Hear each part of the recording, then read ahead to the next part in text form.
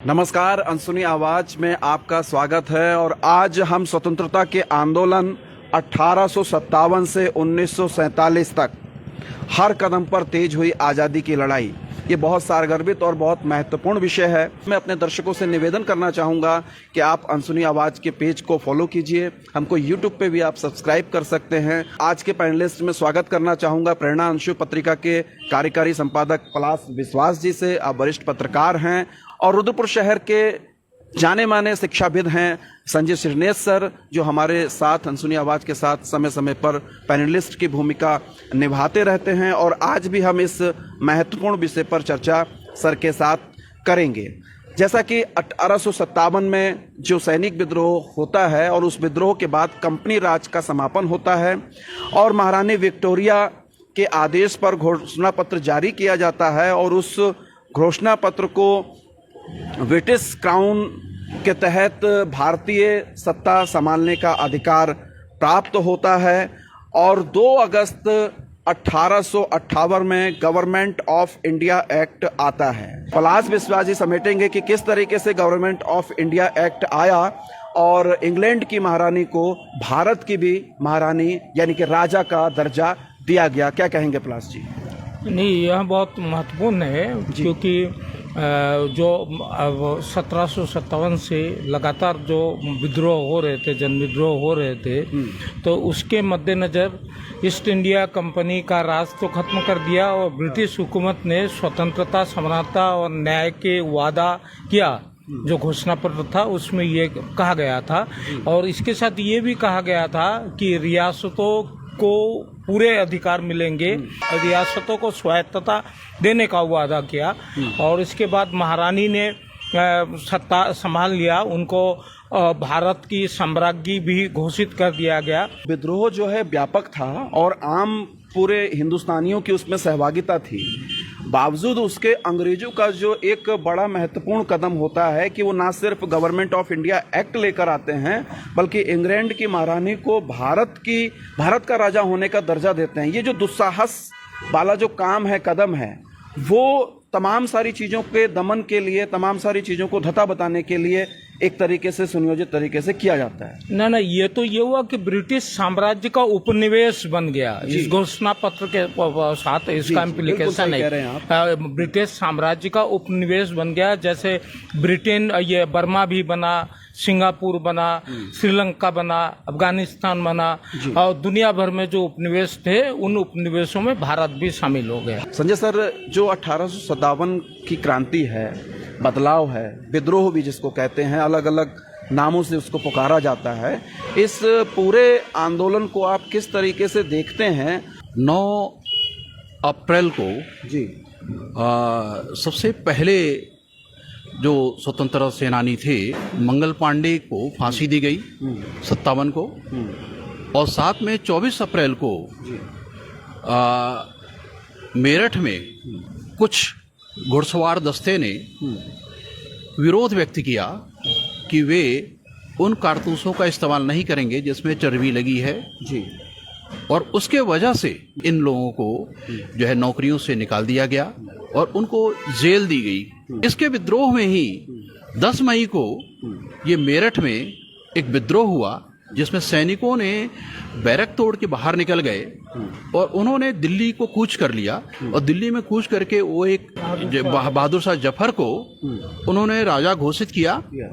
और उसी बीच बरेली में, कानपुर में, रुहेलखंड में, बुंदेलखंड में और मध्य भारत के हर जगहों पर आंदोलन शुरू हो गए। और वह आंदोलन जब शुरू हुए तो इस जो परिप्रेक्ष्य में देखा जाए, जो सभी अलग अलग कोणों से देखते हैं इसको, लेकिन मैं इस आंदोलन को हिंदू मुस्लिम एकता के संदर्भ में देखना चाहता हूँ।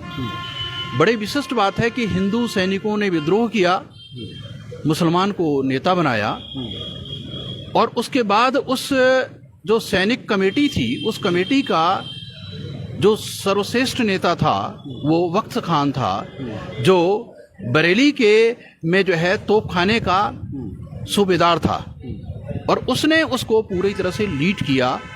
और साथ में नाना साहब का भी असिस्टेंट जो थे वे भी मुस्लिम थे, अंग्रेज इस बात से लेके डर गए कि भारत में हिंदू मुस्लिम की जो ये एक सामूहिक एकता थी, इस एकता को विखंडित करने के लिए जो उन्होंने सेना में भर्तियां की, जो सेना में रेजिमेंट बनाए, उसमें जातीय आधार पर उन्होंने रेजिमेंट बनाए, हिंदू मुस्लिम के लड़ाने के संदर्भ में बनाए। और साथ में उन्होंने कैनिन ने एक जगह कहा भी है यहाँ पर कि मुझे एक बहुत विशाल सेना की आवश्यकता नहीं है, मुझे ऐसी सेना की आवश्यकता है जो दूसरा रेजिमेंट उस पर अगर विद्रोह होता है तो गोली चला दे। हम सीधे सीधे आते हैं सर कि 1885 में कांग्रेस की स्थापना और उधर बिरसा मुंडा का आदिवासी विद्रोह, 1899 में लॉर्ड कर्जन का आना, भारतीय आजादी के इतिहास में इन घटनाओं के बीच में बहुत कुछ घटित हुआ है। क्या कहना चाहेंगे पलाश जी? 1900 में बिरसा मुंडा की मृत्यु हो गई। बिरसा मुंडा के विद्रोह के बाद जो जितने भी विद्रोह हुए वो शांतिपूर्ण ढंग से वो हुए। लॉर्ड कर्जन के आने के बाद एक तो बंग भंग हुआ, मुसलमानों को स्वतंत्र मताधिकार दे दिया गया, जिससे जो सांप्रदायिक ध्रुवीकरण की राजनीति लॉर्ड कैनिंग के दौरान हुआ। पहले तो बंगाल का विभाजन जो किया वो सांप्रदायिक आधार पर किया उन्होंने। कांग्रेस की स्थापना होती है 1885 में, और कांग्रेस जिस तरीके के कार्यक्रम और जिस तरीके का एजेंडा लेकर आती है, उस समय एक ठहराव का दौर भी था। उस ठहराव के दौर में कांग्रेस ने पूरे आज़ादी की लड़ाई को थोड़ा सा हवा बदलने का काम भी किया है। नहीं, मैं ठहराव का दौर नहीं मानता, क्योंकि ये लगातार विद्रोह चल रहे थे। क्योंकि नील विद्रोह हुआ, उसके बाद बिरसा मुंडा का विद्रोह हुआ, उससे पहले संथाल विद्रोह हुआ, किसान विद्रोह तमाम हुए। ये हुआ कि एक कांग्रेस एक सेफ्टी वॉल्व की तरह आया। इन्होंने होम रूल की डिमांड की, बाकी लोग आज़ादी की डिमांड कर रहे थे, और आखिर तक क्रांतिकारी जो थे वो आज़ादी की ही मांग करते रहे। और सिर्फ कांग्रेस नहीं, मुस्लिम लीग भी होम रूल का था। और जिन्ना ने जब 1920 में जब कांग्रेस छोड़ी तो होम रूल लीग के नेता बने, और 1940 में जाके इन्होंने पाकिस्तान की डिमांड की। जो पराधीन भारत था, और खास तौर पर 18वीं सदी के अंत की बात हम जब कर रहे हैं, तो पराधीन भारत में आप किसानों की स्थिति को किस तरीके से देख रहे थे? क्योंकि भारत की व्यापक जनमानस में तब भी और अब भी किसान मुख्य है। भारत के अंदर सिर्फ 5% ही किसान ऐसे हैं जो आर्थिक, जिनके पास खेती ज़्यादा है। बाकी करीब 25% किसान ऐसे हैं जो आमतौर पर सीमांत किसान हैं, और बाकी जो है वो भूमिहीन किसान हैं या खेतिहर मजदूर हैं, उनको भी किसानों की श्रेणी में ही रखा जाता है। ऐसी स्थिति पर जैसा कि आपने देखा वहाँ पर कि उस एक किसान की स्थिति ऐसी थी कि वो एक गाय खरीदने के लिए और खरीदने और उसके बेचने में वह किसान से मजदूर बना, मजदूर से किसान बना। ऐसी स्थिति कमोवेश हिंदुस्तान के सभी किसानों में थी जो पराधीन भारत में रही है। एक महत्वपूर्ण डाटा यह है कि किसान ने अपना सबसे महत्वपूर्ण दुश्मन जो समझा वो साहूकार को समझा, जबकि साहूकार सिर्फ एक रिंच था और हाथ था ब्रिटिश सरकार। एक बड़ी आश्चर्यजनक स्थिति है कि 1900 के दशक में सबसे बड़ा टैक्स पेयर हिंदुस्तान के अंदर किसान ही था। लेकिन आपको जान के आश्चर्य होगा कि 1900 में रेलवे पर 360 करोड़ रुपए खर्च हुए, इरिगेशन पर यानी सिंचाई पर 40 करोड़ रुपए मात्र खर्च हुए। तो भारत की किसानों की स्थिति बहुत ही खराब थी। जब उन्होंने साहूकारों पर अटैक किए, जब विद्रोह हुआ, तो सबसे पहला विद्रोह था कि किसान गांव से निकल के कस्बों में आए और उन्होंने साहूकारों के जो बहीखाते थे उनको जला दिए, उनको मार दिया, उनको भगाने की कोशिश की। और फिर अंग्रेजों ने जब समय मिला तो उन्होंने गांव जलाए, और गांव जलाने के बाद जब वहां से कुछ लोग बच के निकले, उनको पेड़ों पर टांग दिया। हमारा इतिहास ये कहता है कि हिंदू मुस्लिम एकता बनी हुई थी। 1906 में मुस्लिम लीग बन जाती है, और पहली ज़रूरत मुसलमानों को क्यों पड़ जाती है कि जातीय आधार पर संगठन बनाना पड़ता है? इसके पीछे आप मान सकते हैं कि चूँकि पूरा देश में ज़्यादातर जो चिंतन परंपराएं थी और जो आगे बढ़ करके 1875 से लेकर के 1905 के बीच में अगर जाएं आप, तो देखें तो इसमें जितने हिंदू लोग थे वे ही संगठन को आगे बढ़ा रहे थे, वही राजनीतिक दृष्टिकोण से आगे जा रहे थे। मुस्लिम्स की संख्या वहाँ पर कम थी। तो मुझे लगता है कुछ एक एक एक एक भावना की कमी या उसकी कमी की वजह से उनको लगा होगा कि शायद हम आगे निकलें तो बढ़ सकते हैं, और साथ में अशिक्षा का भी जोर वहां पर उस समय रहा है। या फिर ये भी कह सकते हैं कि अंग्रेजों की भी एक रणनीति रह सकती है, क्योंकि वो समझ तो चुके थे कि जब तक ये फूट नहीं डालेंगे तब तक वो कामयाब नहीं हो सकते ये तो है हैं। ही। और इसी की परिपाटी में आप देखिए कि 1909 में जो मुस्लिमों को मताधिकार दिया गया, स्वतंत्र मताधिकार दिया गया मुसलमानों को, जिसके लिए अंबेडकर ने 2016 में कहा कि भाई दलितों के लिए भी स्वतंत्र मताधिकार की डिमांड उन्होंने की, जिसको कांग्रेस ने खारिज किया और हिंदू महासभा ने भी खारिज किया, कई संगठनों ने खारिज किया। लेकिन 2009 में जो स्वतंत्र मताधिकार प्राप्त होता है मुस्लिम लीग को, यहाँ अंग्रेजों की जो परोपकार कह लें इसको, या क्या क्या कहेंगे इस स्ट्रेटेजी को, क्या ये कहेंगे? तो हुआ कि बंग भंग के खिलाफ जो हिंदू मुस्लिम एकताबद्ध जो प्रतिरोध हुआ वो टूट गई। हाँ, और उसको तोड़ने के लिए मुस्लिम लीग का गठन किसने किया? ढाका में हुआ, क्योंकि वहाँ पूर्वी बंगाल के मुसलमानों ने खारिज कर दिया था बंग भंग को, तो पूर्वी बंगाल के वहाँ को उसका इम्पैक्ट खत्म, क्योंकि कलकत्ता राजधानी थी, तो पूर्वी बंगाल में हुआ। और बंगाल के नवाब भी उसमें शामिल थे, आगा खां थे, सलीलुल्लाह थे और मोहम्मद अली जिन्ना इनके संस्थापक सदस्य थे। और उसके तुरंत बाद ये हुआ कि इन्होंने ये क्या, उससे भी नहीं हुआ, मुस्लिम लीग का कोई असर नहीं हुआ उन दिनों, तो इन्होंने क्या कि ये मुस्लिम अवार्ड इन्होंने डिक्लेयर कर दिया, मुसलमानों को स्वतंत्र मताधिकार दे दिया गया। इसके बाद का घटनाक्रम पूरा ये सत्ता का संघर्ष चालू हो गया। 1915 में गांधी आए, 1916 में आपके अंबेडकर आए, और 1916 में लखनऊ में मुस्लिम लीग और कांग्रेस में समझौता हुआ, महत्वपूर्ण घटना है। महत्वपूर्ण घटना।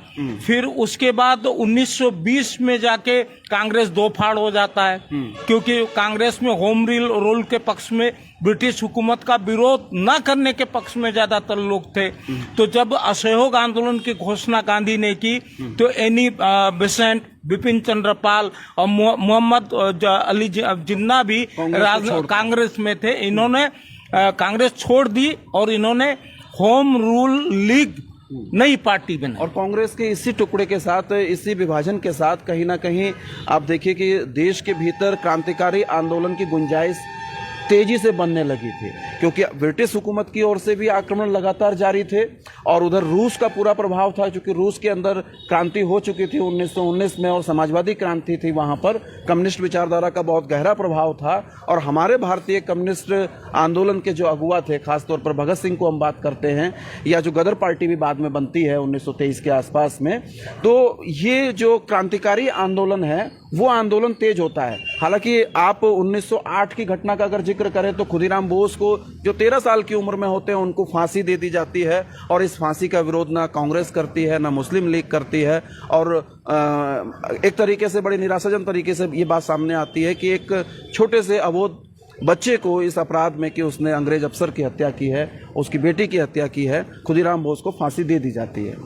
सबसे बड़ी बात यह है कि 1757 से लेकर आखिर तक 1947 तक जो क्रांतिकारी धारा थी वो अखंड भारत की बात कर रही थी, और इसके अलावा उनके भी सत्ता के लिए नहीं लड़ रही थी। 1915 से पूरा सत्ता का, मुस्लिम लीग के गठन के बाद से सत्ता संघर्ष छिड़ गया, और किसी भी पॉलिटिकल पार्टी ने क्रांतिकारियों को फांसी देने की, उनको सजा देने का कोई विरोध नहीं। 1905 में हिंदू महासभा आ गई, उससे पहले मुस्लिम लीग आ गई, गांधी जी का भी आगमन हो गया, कांग्रेस की जो अपनी नीति रीति है उसके तहत अंबेडकर आ गए, और अंबेडकर ने बिल्कुल अपना दलित चिंतन अलग तरीके से कर लिया, और क्रांतिकारी भी आ गए। ये जो 5 विशेष धाराएं बन गई, इन 5 विशेष धाराओं से कहीं आपको ये नहीं लग रहा कि जो पहले आजादी की लड़ाई थी, जो एक मुश्त लड़ी जा रही थी, कहीं वो 5 दिशाओं में बट गई? नहीं, उसमें एक बात है कि क्रांतिकारी सत्ता संघर्ष में नहीं थे, बाकी लोग सत्ता पर कब्जा करने की लड़ाई में शामिल थे। और 1920 से यह लड़ाई बहुत तेज हो गई। 1929 में जब कांग्रेस ने पूर्ण स्वतंत्रता की मांग की, उसी 1929 में भगत सिंह ने पार्लियामेंट में बम गिराया और मजदूर किसानों की बात कर रहे थे वो, और साम्राज्यवाद का नाश हो ये नारा शहीद आजम भगत सिंह ने दिया।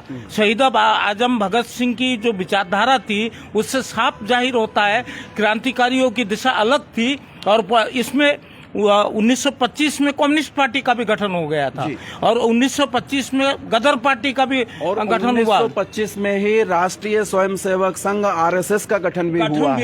और क्या कारण थे कि जो काम हिंदू महासभा से नहीं हो पा रहा था और वो हेडगर बारजी को आरएसएस की स्थापना करके करना पड़ा। मतलब कहीं ना कहीं अगर ये देखें संजय सर, हिंदू महासभा और जो आरएसएस को गठित करने वाले लोग थे उनके बीच में भी मत एक नहीं था, इसीलिए शायद आरएसएस की स्थापना हो पाई। इसमें जो महत्वपूर्ण बात है ये है कि जैसा कि अभी सर ने बोला है कि विभिन्न विचारधाराएं और सत्ता पर आधिपत्य की स्थितियां आई थी, उसमें सभी वर्गों ने, चाहे वो अंबेडकर जी ने दलित समाज को लिया हो, चाहे जिन्ना जी ने या इकबाल साहब ने चाहे मुस्लिम समाज को लिया हो, तो सभी ने अपने अपने समाज को पकड़ने की कोशिश की। तो उसमें एक ग्रुप ये भी आया कि हिंदूवादी संगठन भी आए जिन्होंने हिंदू धर्म और उसके आधार पर चीज़ों को आगे बढ़ाने की कोशिश की और हिंदू राष्ट्र या हिंदू से संदर्भित कोई एक एजेंडा लेकर के वो आगे बढ़े। और वो संगठन, चूंकि आरएसएस का जो संगठन था वो मूलतः आधारित था, बेस था उसका, वो अनुशासन और उसकी शक्ति पर और संगठन की शक्ति पर आधारित था, जो आज भी बना हुआ है। उस आधार पर वह चला। सीधा सीधा चरित्र था हिंदूवाद। उन्होंने कहा था कि हिंदू राष्ट्र की बात तब भी थी उनके संविधान में और आज भी वो हिंदू राष्ट्र की स्थापना के लिए अपने आप को संलग्न मानते हैं। एक 1926 की एक घटना ये आती है कि महिलाओं को चुनाव लड़ने की जो आज़ादी का सवाल आता है और चुनाव लड़ने की जो इजाज़त का मसला है, वो मसला कितना सशक्त करता है, क्योंकि महिलाओं की बात कहीं ना कहीं पीछे छूट रही थी ना। महिलाओं को वो तो उसका असर हुआ, यूरोप में जो महिलाओं को आज़ादी मिली उसके हिसाब से महिलाओं को सार्वजनिक पदों में, क्योंकि भारत में तो महिलाओं को कोई अधिकार नहीं था, क्योंकि भारत में मुगल पीरियड में भी और ब्रिटिश पीरियड में भी मनुस्मृति का सिद्धांत लागू था, महिलाओं को कोई अधिकार नहीं था। इस दिशा में महिलाओं को सार्वजनिक पदों का चुनाव लड़ने की बात एक बड़ी बात थी।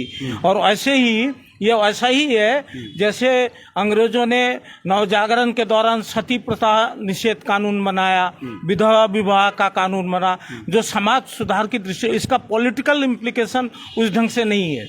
और एक बड़ी विडंबना है, हमारे सरकार की नाकामी भी है, सामाजिक संस्थाओं की भी नाकामी और जो इतिहास में काम कर रहे हैं लोग उनकी भी मैं नाकामी समझता हूँ कि हम लोग आज तक अपने इस सुनहरे इतिहास को, आज़ादी के इतिहास को आम जनमानस तक नहीं ले जा पाए हैं। सर, ये एक फेलियर, क्या सरकारी फेलियर और पूरे देश का फेलियर नहीं है क्या?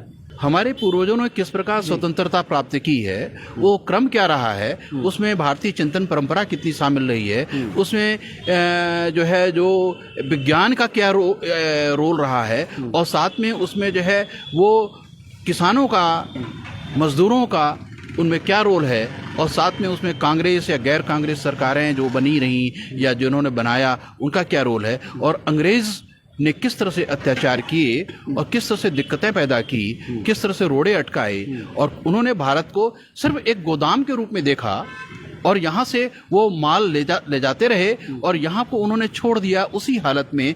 इसका भी विवेचना का प्रश्न बनता है, और यह प्रश्न बनता है कि जो नैतिक रूप से इतने समर्थ और देश हैं, जो पश्चिम के देश हैं, वे किसी देश पर किस तरह से राज्य करते हैं, यह भी एक बहुत बड़ा प्रश्न है। यह प्रश्न चिन्ह आज भी उन पर लगना चाहिए कि उन्होंने कम से कम 2 सदियों की स्थिति को काले इतिहास में डाल दिया, सिर्फ हमारे देश को नहीं बल्कि न जाने कितने देशों को। पूर्ण स्वराज के पक्ष में कहीं ना कहीं गांधी जी नहीं थे, ये मेरी बात नहीं है, ये विवाद का विषय भी है। और दूसरी बात ये है कि क्रांतिकारियों की फांसी रुकवा सकते थे। क्या कुछ कहना चाहेंगे आप? इसमें एक बात मैं ये कहना चाहूँगा, जो पॉलिटिकल विचारधारा के लोग आए, ये लोग, इनका जो प्रायोरिटी सौदेबाजी थी, बार्गेनिंग की, जैसे कांग्रेस ने आंदोलन शुरू किया, विड्रॉ किया, बार्गेनिंग करते रहे। जैसे 1930 में भगत सिंह को फांसी की सजा हो गई थी और 1930 में दांडी मार्च हुआ, तो और 1931 में गांधी इरविन वार्ता हुई, अब समझौता हुआ। उस समझौता में सत्याग्रहियों को छोड़ने की बात तो की गई, उस पर समझौता हुआ। नमक बनाने का अधिकार पत्र समझौता हुआ, लेकिन भगत सिंह की फांसी के बारे में चुप्पी रही। इसके बाद लगातार 1931 के बाद से जैसे गोलमेज सम्मेलन शुरू हुआ, 1930 से लेके 1932 तक गोलमेज सम्मेलन शुरू हुआ। 1932 में पूना पैक्ट हुआ। ये सब स्वतंत्र मताधिकार को लेकर विवाद चला और उसके बाद पूना पैक्ट हुआ। उसके बाद लगातार जो अंतरिम 1935 में गवर्नमेंट ऑफ इंडिया एक्ट आया और 1937 में अंतरिम सरकारें आई तो उसमें नई सरकारें बनी। ये पूरा का पूरा सत्ता संघर्ष था। 1938 में सुभाष जी कांग्रेस के अध्यक्ष बन जाते हैं। हाँ। कहीं ना कहीं गांधी जी की जो भूमिका थी वो कांग्रेस में कुछ कम हो रही थी, या उनसे कहें कि असर और पकड़ कांग्रेस में कम हो रही थी। गांधी जी के ना चाहते हुए भी बहुमत के आधार पर सुभाष जी को चुन लिया जाता है और गांधी जी वहां भी सुभाष की खिलाफत करते हुए नजर आते हैं। सर हाँ, कुछ बिंदु ऐसे हैं जिस पर गांधी जी ने कुछ बोला भी नहीं है विशेष तौर पर, और यहाँ पर उन्होंने उनका विरोध किया था, ठीक है ना। तो मैं इसको एक सैद्धांतिक विरोध के तौर पे ही लेता हूँ, क्योंकि जो है जो सुभाष चंद्र बोस का था या भगत सिंह का था, ठीक है ना, वे उन्होंने जो अपने विरोध में हिंसा को ले आए थे, हिंसा के आधार पर सत्ता प्राप्त करने के थे। लेकिन सुभाष के अध्यक्ष बनने में तो कोई हिंसा नहीं थी ना सर। वो उनका जो कैंडिडेट था वो तो कैंडिडेट हार गया था। हाँ जी हार गया था। लेकिन जो सुभाष चंद्र बोस के जो नैतिक सिद्धांत के आधार पर जो स्वतंत्रता की बात थी उसका वो निश्चित तौर पर वो सहमत नहीं थे। हाँ। और उनको ये लगता था कि कांग्रेस एक दूसरी दिशा में चली जाएगी और जो एक लंबी परंपरा है कांग्रेस की वो परंपरा कहीं धूमिल होगी। पलाश जी, फिर से मुस्लिम लीग की बात आती है जब 1940 में पाकिस्तान प्रस्ताव लाया जाता है। आखिर इसकी शुरुआत बहुत संक्षिप्त में कि मुस्लिम लीग की पहल कदमी और मुस्लिम लीग के संविधान के भीतर ये प्रस्ताव लेके आया जाता है कि पाकिस्तान उनको चाहिए। ना ये तो जो जिन्ना थे, जिन्ना 1906 में जब मुस्लिम लीग की स्थापना तब भी थे। फिर उसके बाद 1913 में मुस्लिम लीग में ज्यादा एक्टिव हुए, तब ये होम रूल की ही मांग कर रहे थे। 1920 में उन्होंने कांग्रेस छोड़ा, होम लीग बनाया। तो 1940 तक जिन्ना की ज्यादा गतिविधि नजर नहीं आती है। अब ये जो जितनी गतिविधियां चल रही थी इसके बीच ये गोलमेज सम्मेलन इधर उधर, ये क्लियर हो गया था भारत आजाद होने जा रहा है। तब इनको लगा कि पाकिस्तान अगर नहीं बनता है तो मुसलमानों को अधिकार नहीं मिलेगा, तब जाके इन्होंने पाकिस्तान रेजोल्यूशन पास किया। पाकिस्तान नहीं बनता है, मुसलमानों को अधिकार नहीं मिलेगा, इसका आभास उनको 7 साल पहले यानी कि 47 से 7 साल पहले 40 में हो गया। मैं किसी की आलोचना नहीं कर रहा हूं, पर हम बातचीत कर रहे हैं तो सापेक्ष होकर हमको बात करनी पड़ेगी। ऐसा प्रस्ताव कहीं हिंदू महासभा के भीतर नहीं आया। आरएसएस के भीतर उनका एजेंडा शुरू से था कि उनको हिंदू राष्ट्र बनाना है, इसलिए उनकी आजादी के आंदोलन में भूमिका पर तमाम सारे प्रश्न चिन्ह उठते रहते हैं और उनके जो तात्कालिक नेता हैं, उस समय के समकालीन नेता हैं, उन पर यह भी आरोप आरएसएस के लगते रहते हैं कि उनका आजादी के आंदोलन से कोई लेना देना नहीं था, या अंग्रेजों के समक्ष क्षमा याचना भी हुई। लेकिन 7 साल पहले ही मुस्लिम लीग को यह लग गया कि पाकिस्तान बन जाना चाहिए। इसके पीछे की आशंकाएं क्या हो सकती हैं सर? इसके पीछे सिर्फ एक साइकोलॉजी काम करती है। जो अल्पसंख्यक है वो हमेशा असुरक्षित महसूस करता है। इसी असुरक्षा के कारण ही ये इनका ये जो है वो पाकिस्तान मांगने की मांग हुई रही। तो अखंड भारत में अल्पसंख्यक का तो कोई सवाल ही नहीं था, क्योंकि तब तो पाकिस्तान भी था, बांग्लादेश भी था, फिर पूर्वी और पश्चिम दोनों हिस्से थे, तो मुसलमानों की तादाद में कोई कम तो थी नहीं। फिर भी कम थी। फिर भी कम। जी। तो ठीक है, ये भी एक बहुत चिंतन मंथन का प्रश्न है और हम सीधे सीधे इस बात पे आएंगे कि ठीक है, टुकड़े होने तो हो जाते, लेकिन जो लाखों लाख लोगों की शहादत हुई उसकी कुर्बानी पर देश की आजादी कहां तक न्याय संगत थी पलाश जी? नहीं, ये तो 1942 में भारत छोड़ो आंदोलन जब हुआ, जो क्रिप्स कमीशन जब आया, 42 में ही क्रिप्स कमीशन आया, तभी बाद फिर कैबिनेट मिशन आया। तो ये पार्टीशन की बात हो रही थी और पार्टीशन पर सहमत नहीं थे, कांग्रेस और जिन्ना सहमत नहीं थे। 44 में जो बातचीत हुई है गांधी की और जिन्ना की वो भी विफल रही। उसके बाद 46 में डायरेक्ट एक्शन शुरू किया मुस्लिम लीग ने, तो उससे कलकत्ता और बाकी देश में दंगे शुरू हो गए।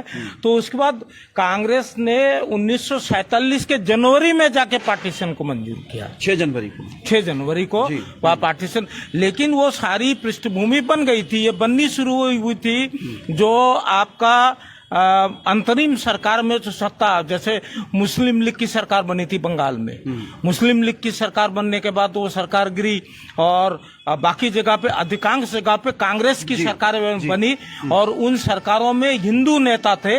इसका भी असर हुआ मुस्लिम लीग के फैसले के कारण। तो संजय सर, 6 जनवरी 1947 को ये मान्यता दी गई कि ठीक है, हिंदुस्तान पाकिस्तान अलग कर दिए जाएं, और अंतरिम सरकार जो चल रही थी, क्या ये सरकारों की विफलताएं नहीं हैं कि जो मुद्दा आसानी से निपटाया जाना चाहिए था उस दिशा में हमने काम नहीं किया और अपने लाखों लोगों को, वो जो कौमी एकता की मिसाल थी, वो जो हिंदू मुस्लिम एकता की मिसाल थी, उसको हमने लाल लहू को इस तरीके से जमीन पर बर्बाद होने दिया। ये बड़ी राजनीतिक विफलता नहीं है, चाहे वो अंतरिम सरकार के मंत्री कोई भी हो, चाहे उसमें अंबेडकर हो, गांधी हो, कांग्रेस हो, मुस्लिम लीग हो, कोई भी हो। इसमें रुपेश जी, मैं एक साइकोलॉजिकल प्रश्न उठाता हूँ कि जब भी कोई बंटवारा होता है, चाहे भाइयों के बीच में हो, चाहे दो देशों के बीच में हो, उसमें बंटवारे में जो आंख से जो एक पानी होता है वो सूख जाता है, चाहे भाई भाई का हो, चाहे देश का हो। बंटवारा निश्चित तौर पर एक तरह से दर्दनाक होता है, पीड़ा देता है, और चाहे कुछ भी होता, हम इस पीड़ा से नहीं बच सकते थे किसी भी स्थिति में, क्योंकि बंटवारा जब भी होता है तो लाइब्रेरी की किताबें भी आधी आधी फाड़ी जाती हैं, और वही परिणाम इसका मिला है। चाहे उसको हम 1 साल बाद करते, चाहे 2 साल बाद करते, लेकिन इस विभीषिका से को हम टाल नहीं सकते थे, क्योंकि बंटवारा अपनों के बीच में अपनों के दर्द के साथ और बढ़ता है। जी, तो बंटवारा निश्चित तौर पर जो है पीड़ा का प्रतीक है, और उस पीड़ा से आप बच नहीं सकते, उस विभीषिका से भी नहीं बच सकते जिसको हमने 1947 में झेला, और आज तक जो एक तनाव पूरे देश के अंदर बना हुआ है, कहीं ना कहीं राजनीतिक रंग देने की भी कोशिशें लगातार होती रहती हैं, वोटों के ध्रुवीकरण की राजनीति भी हिंदू मुसलमानों की होती रहती हैं। ये शर्मनाक है। हम सभी शहीदों को नमन करें, उनको याद करें और उनके सपनों का भारत बनाने की ओर अग्रसर हों।